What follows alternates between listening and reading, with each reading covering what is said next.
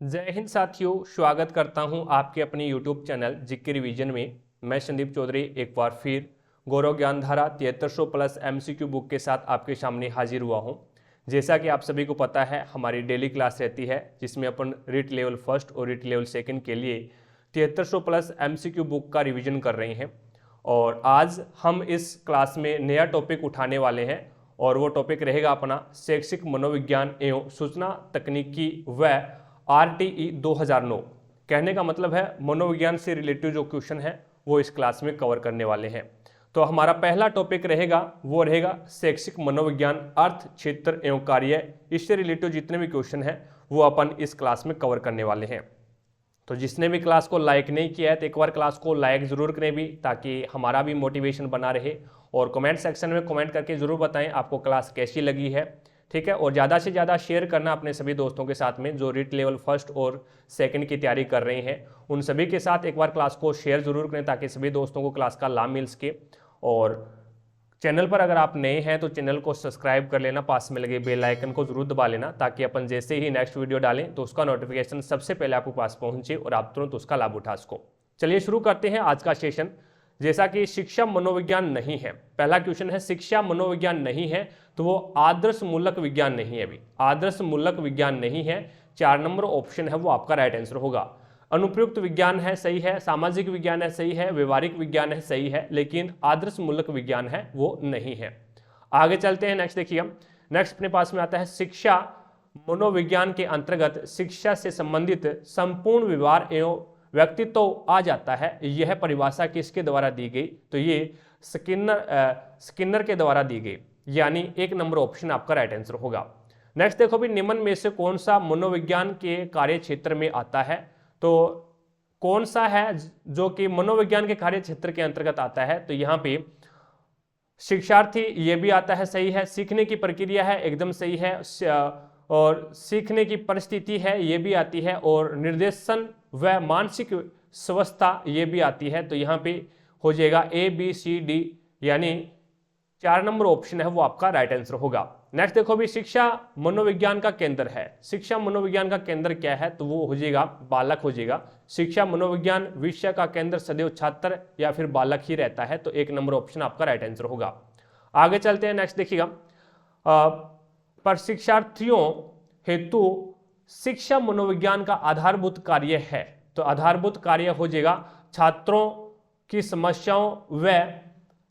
समस्याओं, व्यवहार व आवश्यकता के प्रति अंतःसूझ जगाना, यानी 3 नंबर ऑप्शन है वो आपका राइट आंसर होगा। शिक्षा मनोविज्ञान का मुख्य कार्य है वो अध्यापकों को अपने छात्रों के संबंध में समझ प्रदान करना तथा अन्य सभी कार्य द्वितीयक महत्व के हैं। आगे चलते हैं, नेक्स्ट देखिएगा। निम्नलिखित में से कौन सी शिक्षा मनोविज्ञान के अध्ययन की वस्तुनिष्ठ विधि नहीं है? तो वो हो जाएगा आत्मनिरीक्षण विधि। आत्मनिरीक्षण विधि है वो शिक्षा मनोविज्ञान की अध्ययन की वस्तुनिष्ठ विधि नहीं है। बाकी जो प्रयोगात्मक विधि है, उपचारात्मक विधि है और निरीक्षण विधि है, ये मनोविज्ञान की अध्ययन की वस्तुनिष्ठ विधि है। आगे चलते हैं, नेक्स्ट देखिए। मनोविज्ञान ने शिक्षा को बना दिया है। तो मनोविज्ञान ने शिक्षा को बाल केंद्रित बना दिया है। 3 नंबर ऑप्शन आपका राइट आंसर होगा। नेक्स्ट देखो भी, शिक्षा मनोविज्ञान का अर्थ शिक्षा से है जो सामाजिक और मनोविज्ञान से है जो व्यवहार संबंधी विज्ञान ग्रहण करता है। कथन किसका है? तो ये स्किनर का कथन हो जाएगा। 4 नंबर ऑप्शन आपका राइट आंसर होगा। मनोविज्ञान शिक्षक को अनेक धारणाएं और सिद्धांत प्रदान करके उसकी उन्नति में योग देता है। यह कथन किसका है? तो ये कथन है वो कुप्पुस्वामी का है। कुप्पुस्वामी का हो जाएगा, ठीक है। कुप्पुस्वामी, 4 नंबर ऑप्शन आपका राइट आंसर होगा। आगे चलते हैं, नेक्स्ट देखो भी। प्रत्यक्ष अवलोकनीय घटनाएं, उद्दीपक एवं अनुक्रियाएं मनोविज्ञान के अध्ययन के मुख्य विषय हैं। यह निम्नलिखित में से किसके विचारों में सर्वोत्तम व्याख्या है? तो ये व्यवहारवाद के विचारों में सर्वोत्तम व्याख्या हो जाएगी।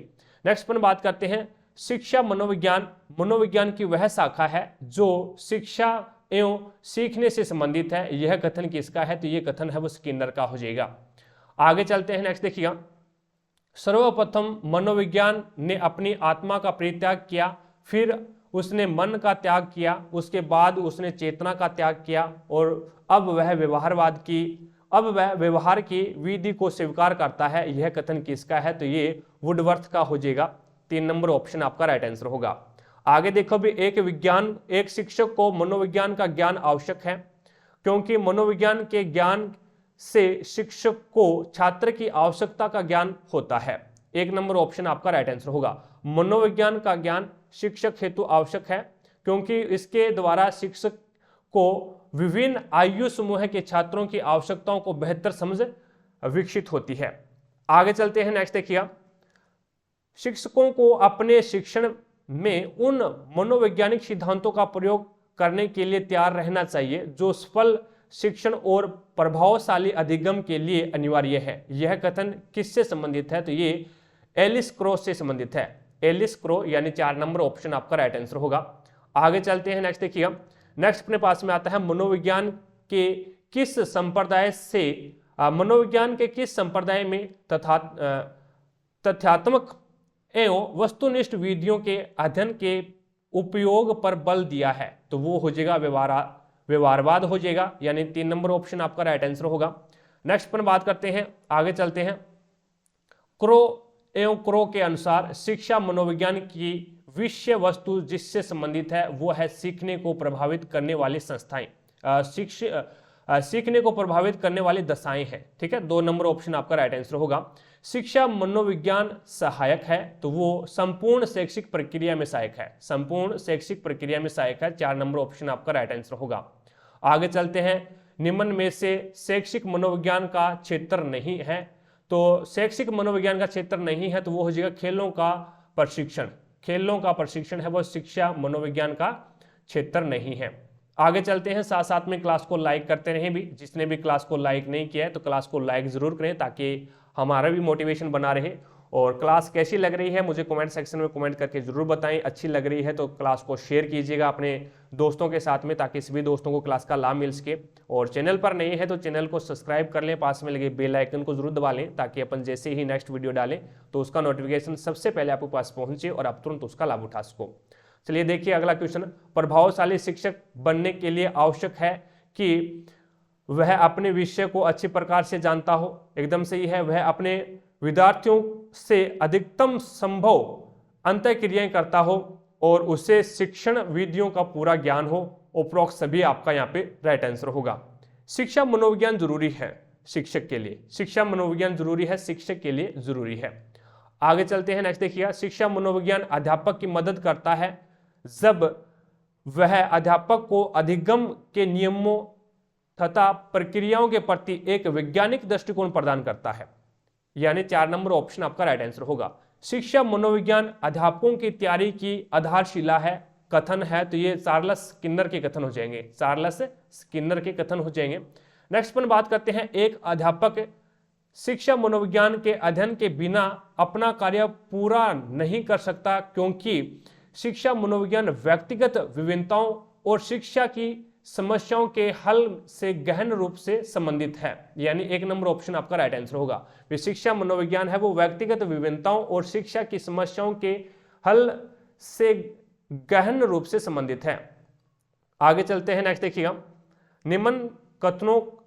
निम्न में से कौन सा कथन सही नहीं है? तो वो हो जाएगा, शिक्षा मनोविज्ञान हमको शिक्षा के उद्देश्यों को प्राप्त करने के तरीकों के बारे में नहीं बताता। ये गलत हो जाएगा 1 नंबर। शिक्षा मनोविज्ञान अधिगमकर्ता के विकास के विभिन्न स्तरों पर हमको उनकी योग्यताओं तथा सीमाओं से परिचित करवाता है। एकदम सही है। शिक्षा मनोविज्ञान की क्रियाएं केवल कक्ष परिस्थितियों तक सीमित नहीं है। एकदम सही है। शिक्षा मनोविज्ञान अधिगम के सिद्धांतों व नियमों को स्थापित करता है। एकदम सही है। आगे चलते हैं, नेक्स्ट देखिए, निम्न में से कौन सा कथन शिक्षा मनोविज्ञान के संदर्भ में सही है? तो वो हो जाएगा, शैक्षिक वातावरण के अधिगमकर्ता के व्यवहार का वैज्ञानिक विधियों के माध्यम से अध्ययन किया जाता है। एकदम सही है। यानी 3 नंबर ऑप्शन है वो आपका राइट आंसर होगा। शिक्षा मनोविज्ञान का अध्ययन शिक्षा मनोविज्ञान का अध्ययन शिक्षक को इसीलिए करना चाहिए ताकि शिक्षण को अधिक प्रभावी बना सके, यानी 4 नंबर ऑप्शन आपका राइट आंसर होगा। अगला क्वेश्चन देखो अभी, शिक्षा मनोविज्ञान एक अध्यापक के लिए उपयोगी है क्योंकि यह उसे सहायता करता है, तो ये सीखने हेतु अभिप्रेरित करते हैं, सीखने हेतु अभिप्रेरित करने में, यानी 2 नंबर ऑप्शन आपका राइट आंसर होगा। निम्नलिखित में से कौन सी संज्ञात्मक प्रक्रिया है, तो वो चिंतन है ना, वो एक क्या है, संज्ञात्मक प्रक्रिया हो जाएगी। आगे चलते हैं, नेक्स्ट देखिएगा, नेक्स्ट आपके सामने है नेक्स्ट क्वेश्चन, शिक्षा का अति महत्वपूर्ण उद्देश्य क्या है, तो बच्चों का सर्वांगीण विकास करना, बच्चों का सर्वांगीण विकास करना हो जाएगा। आगे चलते हैं, निम्नलिखित में से मनोविज्ञान के संदर्भ में कौन सा कथन सही नहीं है, तो वो हो जाएगा आपका तर्क आत्मा के विज्ञान के रूप में एकदम सही है, और यहाँ पे तर्क के विज्ञान के रूप में ये गलत हो जाएगा, और मस्तिष्क के विज्ञान के रूप में ये भी गलत हो जाएगा, चेतन के विज्ञान के रूप में ये सही है। तो यहाँ पे बी और सी है वो गलत हो जाएंगे, तो 2 नंबर ऑप्शन है वो आपका राइट आंसर होगा। नेक्स्ट पर बात करते हैं, शिक्षा मनोविज्ञान संबंधित है, तो वो अधिगमकर्ता से संबंधित है, अधिगम प्रक्रिया से भी संबंधित है, और अधिगम स्थितियों से भी संबंधित है, तो अप्रोक्स सभी आपका राइट आंसर होगा। आगे चलते हैं, नेक्स्ट देखिएगा, शैक्षिक मनोविज्ञान शिक्षक की मदद करता है, शैक्षिक मनोविज्ञान है वो शिक्षक की मदद करता है स्वयं के ज्ञान तथा तैयारी में, बच्चों के चरित्र विकास में, और उचित शिक्षण विधियों के उपयोग में, तो ऑल ऑफ दीज है वो आपका राइट आंसर होगा। निम्न में से कौन सी प्रेक्षण विधि में प्रेक्षणकर्ता प्रेषित व्यक्तियों के समूह का सदस्य बन जाता है, तो वो प्रतिभागी में, यानी प्रतिभागी प्रेक्षण विधि में प्रेक्षण करता है वो प्रेषित व्यक्तियों के समूह का सदस्य बन जाता है। आगे चलते हैं, नेक्स्ट देखिए, नेक्स्ट आपके सामने क्वेश्चन है, शिक्षा मनोविज्ञान शिक्षक की सहायता करता है, तो शिक्षा मनोविज्ञान है वो विकास की विशेषताओं को समझने में सहायता करता है, वैयक्तिक विभिन्नताओं को समझने में सहायता करता है, और बालकों की समस्याओं को समझने में सहायता करता है, तो ऑल ऑफ दीज है वो आपका यहाँ पे राइट आंसर होगा। आगे चलते हैं, नेक्स्ट देखिएगा, बाल मनोविज्ञान का केंद्र बिंदु कौन सा है, तो बाल मनोविज्ञान का केंद्र बिंदु बालक हो जाएगा, और जे.बी. वाटसन के अनुसार मनोविज्ञान अध्ययन है, तो ये व्यवहार का अध्ययन हो जाएगा। एक अच्छा शिक्षक है वो अधिगमकर्ता को क्रिया के लिए प्रोत्साहित करता है, एकदम सही है, और अधिगमकर्ता की जिज्ञासा का पोषण करता है, एकदम सही है, और एक अच्छा शिक्षक है वो अधिगमकर्ता को कक्षा गतिविधियों में सहयोग के लिए अभिप्रेरित करता है, एकदम सही है, ऑल ऑफ दीज है वो आपका राइट आंसर होगा। आगे चलते हैं, शिक्षक को शिक्षण संस्थिति प्रदान की जानी चाहिए, तो वो विद्यार्थियों की मानसिक एवं शारीरिक आयु के अनुरूप की जानी चाहिए, विद्यार्थियों की मानसिक और शारीरिक आयु के अनुरूप की जानी चाहिए। आगे चलते हैं, नेक्स्ट देखिएगा, नेक्स्ट अपने पास में आता है, शिक्षण अधिगम में मनोविज्ञान के महत्व के संबंध में निम्नलिखित में से कौन सा कथन सही है वो बताना है, तो यहाँ पे शिक्षार्थी को जानने में सहायक, एकदम सही है, शिक्षक को स्वयं को जानने में सहायक, एकदम सही है, प्रभावी अधिगम प्रक्रिया में सहायक होती है, और शिक्षक की व्यवसायिक वर्दी में सहायक होती है, तो ऑल ऑफ दीज है वो आपका यहाँ पे सही कथन हो जाएंगे। नेक्स्ट देखो अभी, किस दृष्टि से शिक्षा मनोविज्ञान उपयोगी नहीं है, तो वो पशुओं पर प्रयोग करने में शिक्षा मनोविज्ञान है वो उपयोगी नहीं है, बाकी बालकों के मानसिक अवस्था का पता लगाने में उपयोगी है, और शिक्षण विधियों के चयन में उपयोगी है, छात्रों को अभिप्रेरित करने में भी उपयोगी है, लेकिन पशुओं पर प्रयोग करने में उपयोगी नहीं है। आगे चलते हैं, नेक्स्ट देखो भी, नेक्स्ट है, शिक्षण की किस विधि से अधिगम में गुणात्मक परिवर्तन हो जाता है या फिर हो सकता है, तो वो बाल केंद्रित शिक्षा पद्धति अपनाकर है, वो हम अधिगम में गुणात्मक परिवर्तन कर सकते हैं। मनोविज्ञान के किस संप्रदाय में संपूर्ण को इसके अवयवों के योग से अधिक माना जाता है, तो वो हो जाएगा गेस्टालटवाद, यानी 3 नंबर ऑप्शन है वो आपका राइट आंसर होगा।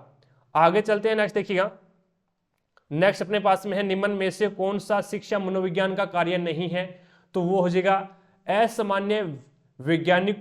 असामान्य मनोविज्ञान वाले व्यक्तियों को समझना, असामान्य मनोविज्ञान वाले व्यक्तियों को समझना है वो मनोविज्ञान का कार्य नहीं है। बाकी अधिगम कर्ता को जानना मनोविज्ञान का कार्य है। विषय वस्तु का चयन एवं संगठन करना यह भी मनोविज्ञान का कार्य है। सीखने की प्रवृत्तियों के लिए सलाह देना यह भी मनोविज्ञान का कार्य है। आगे चलते हैं, नेक्स्ट देखिएगा, निम्नलिखित में से कौन सा कथन असत्य है? कौन सा कथन असत्य है ये आपको बताना है। तो शिक्षा मनोविज्ञान अध्यापक को मापन की विधियों से वंचित करता है, ये असत्य है। बाकी शिक्षा मनोविज्ञान शिक्षा संबंधी व्यापक दृष्टिकोण नहीं प्रदान करता, ये सही है। शिक्षा मनोविज्ञान व्यक्तिगत विभिन्नताओं को ध्यान में रखना सिखाता है, एकदम सही है। और शिक्षा मनोविज्ञान है वो श्रेष्ठ शिक्षण विधियों की जानकारी देता है, ये भी सही है। लेकिन 3 नंबर है, शिक्षा मनोविज्ञान अध्यापकों को मापन की विधियों से वंचित करता है, ये असत्य है।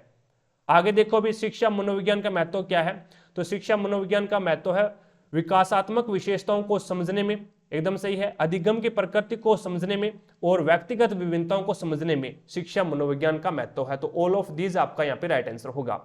निम्नलिखित में से कौन सा शिक्षा मनोविज्ञान का एक कार्य नहीं है? तो वो हो जाएगा अनुशासन बनाए रखने में सहयोगी। निम्नलिखित में से क्या है? निम्नलिखित में से कौन सा शिक्षा मनोविज्ञान का एक कार्य नहीं है? तो कोई भी विकल्प सही नहीं है, कोई भी विकल्प है वो यहाँ पे सही नहीं है। अनुशासन बनाए रखने में सहयोगी गलत। कक्षा कक्ष की समस्याओं का समाधान शिक्षा मनोविज्ञान नहीं कर सकता। आंकलन एवं मूल्यांकन में सहयोगी, तो ये भी शिक्षा मनोविज्ञान का कार्य नहीं है। तो कोई भी विकल्प है वो सही नहीं है। 4 नंबर ऑप्शन आपका राइट आंसर हो जाएगा। आगे चलते हैं, नेक्स्ट देखो भी, निम्नलिखित में से कौन सा कथन शिक्षा मनोविज्ञान के संदर्भ में सही नहीं है? तो यह एक पूर्ण विज्ञान नहीं है, यह एक पूर्ण विज्ञान नहीं है, यह शिक्षा मनोविज्ञान के संदर्भ में सही नहीं है। 4 नंबर ऑप्शन आपका राइट आंसर होगा। लेकिन इसका संबंध शिक्षा से क्या और क्यों से है?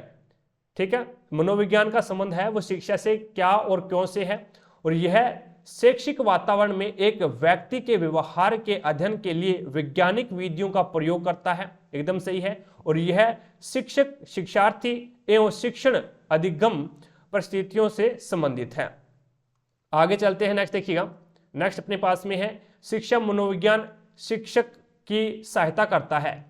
शिक्षा मनोविज्ञान शिक्षक की सहायता करता है, तो वो स्वयं को जानने के लिए, छात्रों को जानने में और कक्षा की समस्याओं को जानने में, तो अप्रोक्स सभी आपका यहाँ पे राइट आंसर होगा। शिक्षा मनोविज्ञान शिक्षक की सहायता करता है, तो स्वयं को जानने के लिए, छात्रों को जानने के लिए और कक्षा की समस्याओं को जानने में। आगे चलते हैं, नेक्स्ट देखिएगा। आगे आता है अपने पास में, नेक्स्ट क्वेश्चन है शिक्षा मनोविज्ञान शिक्षक की सहायता करता है, तो ये विकास की विशेषताओं को समझने में, व्यक्तिक विभिन्नताओं को समझने में, बालकों की समस्याओं को समझने में, उपरोक्त सभी आपका राइट आंसर होगा। शिक्षा मनोविज्ञान नहीं है, तो शिक्षा मनोविज्ञान एक मानक विज्ञान नहीं है अभी। बाकी मनोविज्ञान की एक अनुप्रयुक्त शाखा है, शिक्षा का विज्ञान है और एक धनात्मक विज्ञान है, यह है, लेकिन एक मानक विज्ञान नहीं है। आगे चलते हैं, नेक्स्ट देखिए। नेक्स्ट पर बात करते हैं किसके अनुसार शिक्षा मनोविज्ञान शिक्षा का विज्ञान है? तो ये हो जाएगा पील के अनुसार। पील के अनुसार है वो शिक्षा मनोविज्ञान है वो एक शिक्षा का विज्ञान है। जेबी वाटसन के अनुसार मनोविज्ञान अध्ययन है, तो ये व्यवहार का अध्ययन हो जाएगा, ठीक है। और जेबी वाटसन जो कि व्यवहारवाद के जनक हैं, उन्होंने मनोविज्ञान को व्यवहार के सकारात्मक विज्ञान के रूप में परिभाषित किया है। आगे चलते हैं, किसके अनुसार शिक्षा मनोविज्ञान, किसके अनुसार शिक्षा मनोविज्ञान व्यक्ति के जन्म से लेकर वृद्धावस्था तक सीखने संबंधी अनुभवों का वर्णन और व्याख्या करती है? तो वो क्रो एंड क्रो के अनुसार है, क्रो और क्रो के अनुसार है।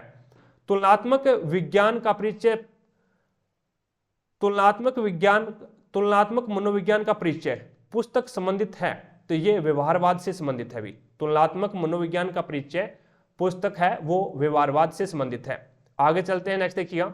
नेक्स्ट अपने पास में है सुमेलित करना है, तो यहाँ पे मनोविज्ञान एक व्यवहारवादी है, ये के लेखक कौन है? मनोविज्ञान एक व्यवहारवादी है के लेखक कौन है? तो ये हो जाएगा वाटसन है। मनोविज्ञान का सिद्धांत किसने दिया था? तो मनोविज्ञान का सिद्धांत है वो जेम्स ने दिया था। और पेडागोजी ग्रिड पुस्तक के लेखक कौन है? पेडागोजी ग्रिड की पुस्तक, पेडागोजी ग्रिड पुस्तक के लेखक हैं वो हो जाएगा डीवी। और शिक्षा की प्रक्रिया पुस्तक के लेखक कौन है? तो ये हो जाएगा ब्रूनर। नेक्स्ट पर बात करते हैं आत्म सिद्धि आत्म सिद्धि का संप्रत्यय किस संप्रदाय से संबंधित है? तो वो हो जाएगा मानवतावाद से संबंधित हो जाएगा भाई।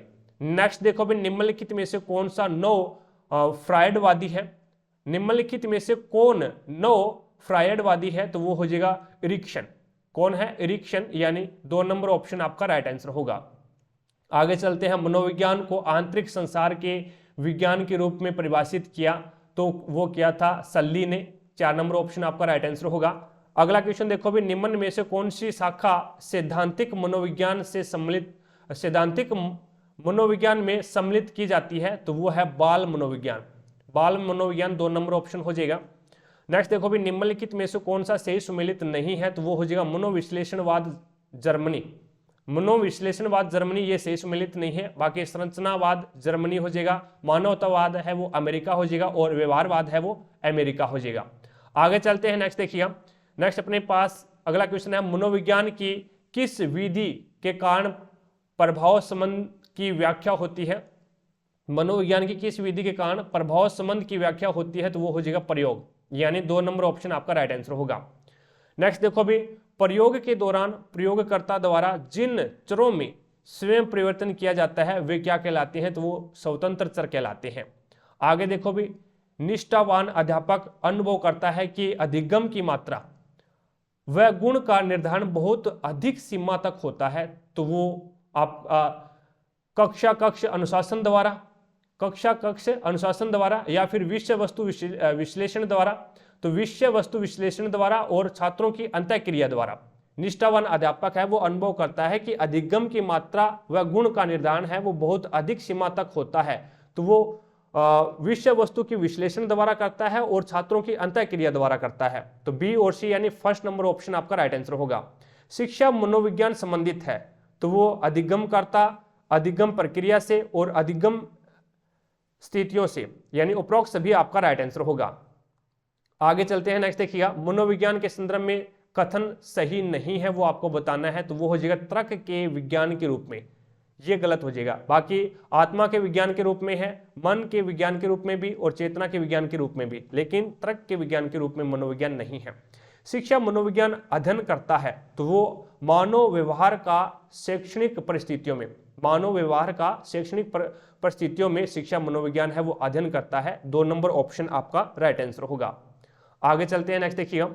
नेक्स्ट अपने पास में अगला क्वेश्चन है, मनोविज्ञान ने बालकों के प्रति दृष्टिकोण बदल दिया है, अतः विद्यालय उन्हें उपलब्ध कराता है। तो मनोविज्ञान ने बालकों के दृष्टिकोण बदल दिया है, अतः विद्यालय उन्हें उपलब्ध कराता है उपयोगी अनुभव। उपयोगी अनुभव है वो विद्यालय उन्हें उपलब्ध करवाता है। निम्न में से कौन सा कथन शिक्षा मनोविज्ञान के अर्थ को सबसे अधिक सही ढंग से प्रकट करता है? तो वो करता है, यह शिक्षा को मनोवैज्ञानिक आधार प्रदान करता है। यह शिक्षा को मनोवैज्ञानिक आधार है वो प्रदान करता है। 4 नंबर ऑप्शन आपका राइट आंसर होगा। आगे चलते हैं, किसी परीक्षण में पक्षपात तथा आत्मनिष्ठा की कमी प्रदर्शित करती है, तो वो वस्तुनिष्ठता प्रदर्शित करती है, वस्तुनिष्ठता। आगे चलते हैं, मोरेनो द्वारा विकसित विधि क्या है? मोरेनो द्वारा विकसित विधि क्या है? तो वो हो जाएगा समाजमिति। क्या हो जाएगी भाई? समाजमिति हो जाएगी। मनोविज्ञान की निम्न शाखाओं में से अनुपयुक्त मनोविज्ञान कौन सी है? तो वो हो जाएगा शिक्षा मनोविज्ञान। मनोविज्ञान की निम्न शाखाओं में से अनुपयुक्त मनोविज्ञान कौन सा है? तो वो हो जाएगा शिक्षा मनोविज्ञान। 4 नंबर ऑप्शन आपका राइट आंसर होगा। आगे चलते हैं, किसी कक्ष में शिक्षण के समय विद्यार्थियों की आवश्यकताओं एवं रुचियों को मस्तिष्क में रखना चाहिए, निम्नलिखित में से कौन सा आयाम इस पक्ष को ध्यान में रखता है? तो वो हो जाएगा मनोवैज्ञानिक आयाम। मनोवैज्ञानिक आयाम यानी 1 नंबर ऑप्शन है वो आपका राइट आंसर होगा। आगे चलते हैं, नेक्स्ट देखिएगा, और आगे आता है अपने पास में बाल विकास अर्थ, बाल विकास के सिद्धांत एवं विकास को प्रभावित करने वाले कारक, ये अपन नेक्स्ट क्लास में कवर करने वाले हैं। आज हमने एक टॉपिक कंप्लीट कर लिया है, शैक्षिक मनोविज्ञान अर्थ क्षेत्र और कार्य। आई होप आपको सारे के सारे क्वेश्चंस है वो समझ में आ गए होंगे। अगर फिर भी कोई भी क्वेश्चंस में आपको डाउट है तो मुझे कमेंट सेक्शन में कमेंट जरूर करें, आपकी डाउट को क्लियर किया जाएगा भी। ठीक है। क्लास पसंद आई है तो दिल से लाइक करना ताकि हमारा भी मोटिवेशन बना रहे, और कमेंट सेक्शन में कमेंट करके जरूर बताना आपको क्लास कैसी लगी है। अच्छी लगी है तो दिल से लाइक करना और ज़्यादा से ज़्यादा अपने सभी दोस्तों के साथ में शेयर करना ताकि सभी दोस्तों को क्लास का लाभ मिल सके और पढ़ने और पढ़ाने का मजा आए। अगर आप चैनल पर नए हैं तो चैनल को सब्सक्राइब कर लेना, पास में लगे बेल आइकन को जरूर दबा लेना ताकि अपन जैसे ही नेक्स्ट वीडियो डालें तो उसका नोटिफिकेशन सबसे पहले आपके पास पहुंचे और आप तुरंत उसका लाभ उठा सको। तो आज की क्लास में इतना ही, मिलेंगे अपन नेक्स्ट क्लास में, तब तक के लिए जय हिंद, जय भारत।